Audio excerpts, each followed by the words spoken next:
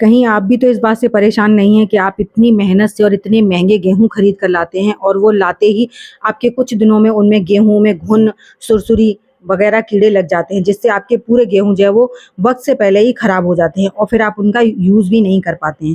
तो आज आप एकदम बिल्कुल सही वीडियो पर आए हैं। इस वीडियो में मैं आपके साथ बताने वाली हूँ कि आप किस तरीके से अपने गेहूँ को स्टोर कर सकते हैं, जिससे वो गेहूँ आपके सालों साल तक बिल्कुल भी ख़राब नहीं होंगे और उनमें एक भी कीड़ा नहीं लगेगा। ना आपको धूप में रख सुखाना है, ना इनको आपको कोई दवाई या किसी भी केमिकल का स्प्रे करना है, क्योंकि देखिए हम गेहूँ को कई बार धोकर इस्तेमाल लेते हैं, कई बार हम बिना धोए भी इस्तेमाल में ले लेते हैं।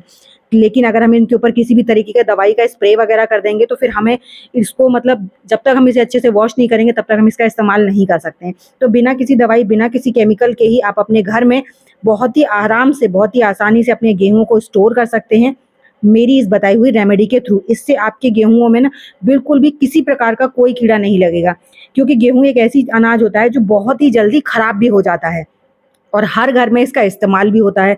तो इसको रखने से पहले कोशिश कीजिए कि वो एकदम सूखे हुए हों और उसके बाद आपने इस रेमेडी को फ़ॉलो करना है। शैम्पू को कुछ इस तरीके से आपने इस्तेमाल में लेना है कि आपके गेहूँ बिल्कुल सालों साल तक खराब नहीं होंगे। आपको इस रेमेडी को एक बार बनाना है और पूरी साल के लिए आप अपने गेहूँ को स्टोर कर लीजिए। आपके गेहूँ में एक भी कीड़ा नहीं लगने वाला है।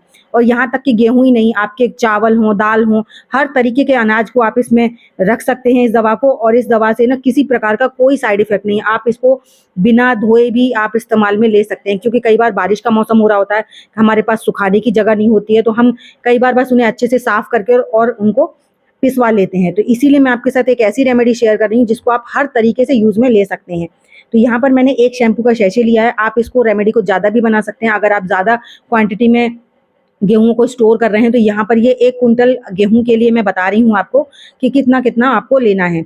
उसके बाद आपको 2 कम से कम 2 बड़े चम्मच तीखी वाली लाल मिर्च लेनी है, एक शैम्पू के सैशे में।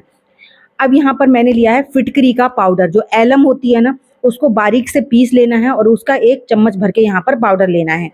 इस पाउडर को ल डालने के बाद में आपको इन तीनों चीज़ों को करना है मिक्स। यहाँ पर ध्यान रखिएगा, हम पानी का इस्तेमाल बिल्कुल नहीं करेंगे।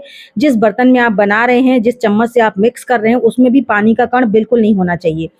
बिल्कुल भी पानी इसको टच भी नहीं करना है। तो यहाँ पर इन तीनों चीज़ों को मिक्स कर लेना है। मिक्स करके इसको हम साइड में रखते हैं और अब हम इसमें दूसरी चीज़ की प्रिपरेशन करते हैं। तो यहाँ पर मैंने, आप कोई भी आप बर्तन भी ले सकते हैं या फिर पॉलीथिन भी ले सकते हैं। मैंने यहाँ पर इमामदस्ता लिया है और इसमें हम डालेंगे फ्रेश नीम की पत्तियाँ।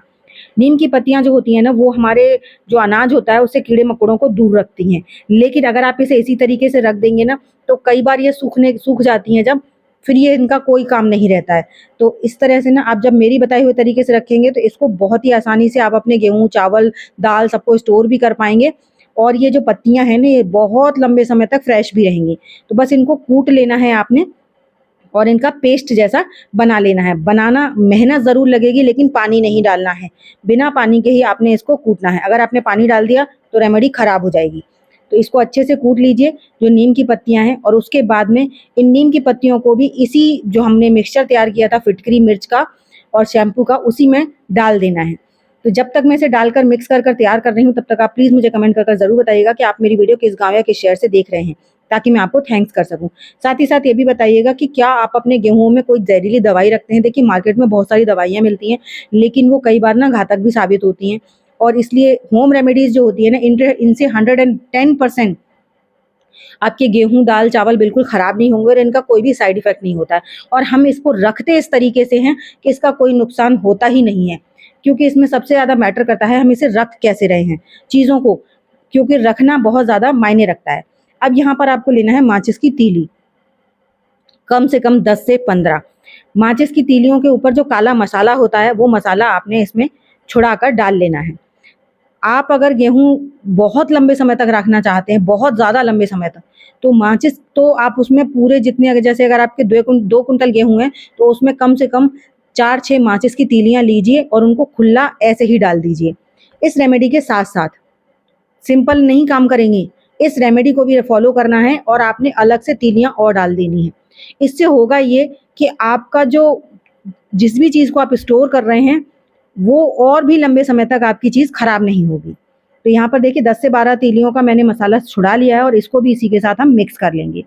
अब मिक्स करने के बाद में सबसे ज़्यादा मैटर करता है कि हम इस रेमेडी को रखें कैसे, किस तरीके से रखें कि ये हमारे दाल चावल में भी शैम्पू की महक ना जाए, गेहूँ में हमारे शैम्पू की महक ना जाए, और ये हमारी रेमेडी जो है ये वर्क भी उतना ही करे कि ये खराब ना हो।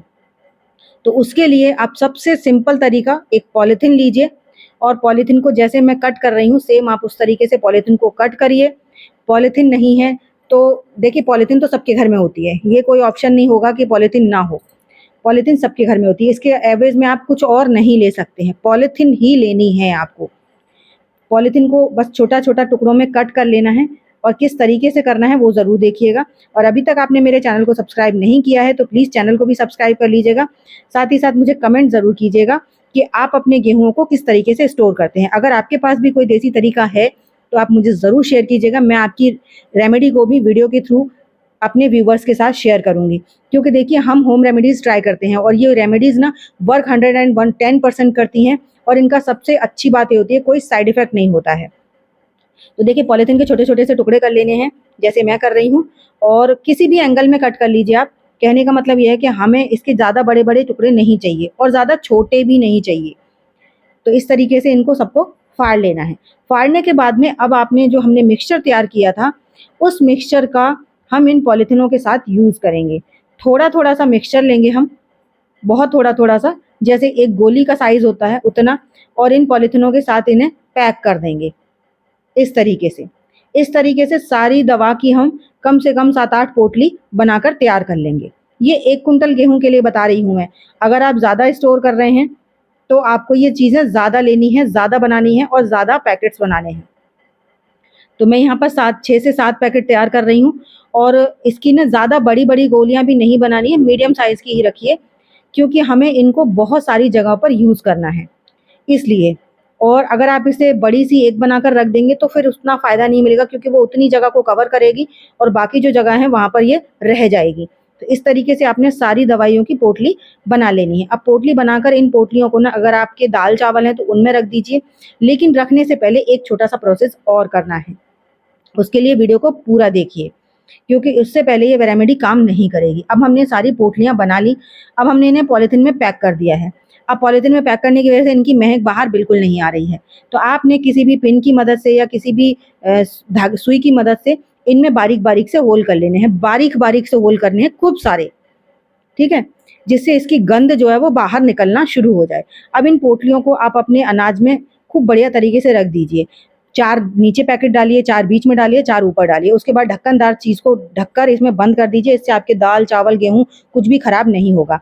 आई होप मेरी आज की वीडियो आपको अच्छी लगी होगी। अच्छी लगी हो तो लाइक कीजिएगा, चैनल पर पहली बार आए तो सब्सक्राइब ज़रूर कीजिएगा। तो चलिए, एक ऐसी नई सी अमेजिंग सी वीडियो के साथ मैं मिलूँगी आपको अपनी नेक्स्ट वीडियो।